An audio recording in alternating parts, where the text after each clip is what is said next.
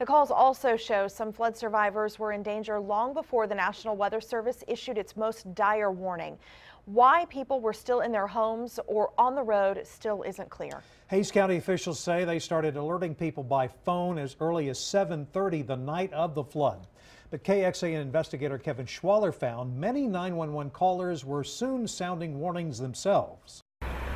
Hours before the Blanco River crested at this U.S. Geological Service flood gauge in Wimberley, some flood survivors were calling for help with only moments to escape. At 11:24, the National Weather Service issued a rare flash flood emergency for this area, including Wimberley. Rewind to 9:41. The water is rushing completely over the bridge, and it's normally like 15, 20 feet below the bridge. Okay, are there barricades that you saw? No, there's no barricades out here. A man calls about the river's height at the Fisher Store Bridge, which would eventually collapse. This is about 12 miles up the Blanco River before the flood gauge. 9:51, a man reports water reaching a house on stilts here.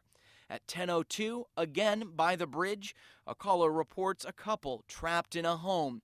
Then this call nearby a few minutes later. We might need to be rescued from a flood. We're in a two-story house, and the water's up on the second story now. We spoke with that caller who says she's okay. She was in a home a few down from this damage and says the water was within 8 inches from where she was staying.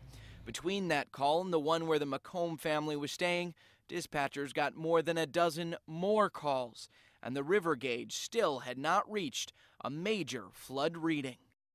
Now, some flash flood warnings started much earlier in the afternoon along the river. The Weather Service issued the first flash flood warning for Wimberley at 8:23 p.m. And Robert, we're still working to get the exact timing of the local emergency calls and what exactly they said. So at what point will the National Weather Service issue one of these flash flood emergencies? Yeah, these are really for life-threatening situations. It looks at things like stream gauge information, the number of water rescues, and other dangers like the possibility of a dam collapsing. And we don't see these often, and you can see the full explanations of that with this story on KXAN.com. All right, Kevin, thank you. And Jim, we know the Blanco River hit record levels both in Wimberley and in San Marcos that weekend. Yes, Shannon, it wasn't just a record, but it was 7 feet above the previous record high from 1929 there in Blanco, on the Blanco River there in Wimberley before that river gauge broke. Now, how did the river get so high? You're looking at where the rain fell that day and evening, and it couldn't have been more perfectly located to flood the Blanco River. Up in here, the Pedernales River Basin. Just south of here, the Guadalupe River Basin. But the headwaters of the Blanco River are right here, and we saw 10 to as much as 13 inches of rain fall in those headwaters, creating that wall of water that went down into Wimberley. Wimberley actually ended up with only about 3 inches of rain that day.